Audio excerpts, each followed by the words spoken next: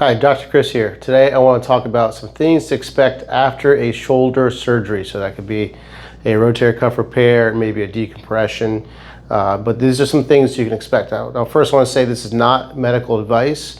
You should definitely talk to your physician, your surgeon, or your therapist about what to be doing. This is just intended to give you some ideas of things that you may be doing after surgery and how to approach that first phase. Okay, so the first thing was you gotta keep things moving. So scapula, so even if you're in a sling, so let's say it's my right side, you can do scapular retraction. So bring your shoulder blades back, hold, and relax. High repetition, like 20, 30, 40 reps. So that's scapular retraction. Make sure you're not going back with your arms, more just shoulder blades. You're just pinching shoulder blades together. Number two is depression, so that's going down. Now, this is a small motion, so think of your shoulder blades tipping down towards your back pocket. Same thing, hold and relax. Hold, relax. Again, high repetition. Now, neck. The neck is going to get stiff. You're just not moving as much, so it's going to get stiff. And chances are it's even stiff right now prior to surgery. So let's just say, again, right side, there's three main muscle groups that you want to stretch. Your upper trap, which is kind of right down the side, your levator scapula, which is towards the back, and your scalenes in the front. Now, in an ideal world, you do them either holding your arm back here or holding onto a chair, because you want to anchor your shoulder down because those muscles attach to your shoulder. You might not be able to do that if you got a sling, so that's okay. You'll still get something done, but maybe before surgery you can do it by holding onto a chair or behind the back if it's comfortable. All right, so let's pretend I'm in the sling again. So the upper trap stretch just looks like this, side bend away, all right? And then you just put this hand over here for a little overpressure, 1 minute hold. All right, I usually start there and then I go into levator scapula, which is pointing the nose down to the armpit. So keep that side bend. Now tilt the head down, and you can give some overpressure this way. Again, 1 minute hold. All right.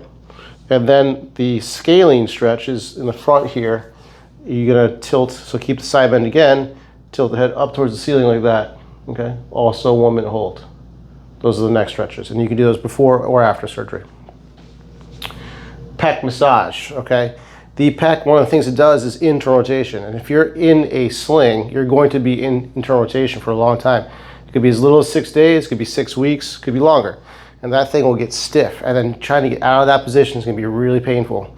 So as long as you don't have any incisions right here, you could do some self-massage, even with your fingers, or just grab a good old lacrosse ball, tennis ball, get some nice deep pressure in there, as long as the pec is not involved in the surgery. Spend a couple minutes doing that. Lastly, the pump. Okay, so you're going to have some post-op swelling. That's to be expected. All right, swelling is managed by the lymphatic system. So the lymphatic system is like your blood vessels all over your body. Everywhere you have blood vessels, you have lymphatic vessels. The blood vessels have a heart which pumps and creates circulation. The lymphatic system does not have a pump. Well, it does. It has lots of little pumps called your muscle. So every time you use your muscle, it squeezes fluid out, and that has to come up to your chest where it gets drained and reabsorbed. So if nothing's moving, you got a lot of stagnation. Nothing is moving in this area. And you're gonna have a curl of fluid in the shoulder, and it's not gonna feel good. So a lot of times they give you that little ball at the end of the brace. So a lot of people think that's just for grip. It is for grip strength, but also it's pumping. It's pumping the arm. You're gonna pump your lymphatic systems. That's really the reason behind that. So you wanna do lots of those, right? That's gonna really help mitigate the swelling. When you get really achy, that deep pressure in there, that's joint effusion or swelling inside the joint. Doing that pump is going to really help. So if it doesn't come with a ball, grab a tennis ball or even just use your fist, and you're just going to get that contraction to get the fluid out of there. So that's it for this video. Those are all my tips. Again, not medical advice. Consult with your therapist or surgeon first.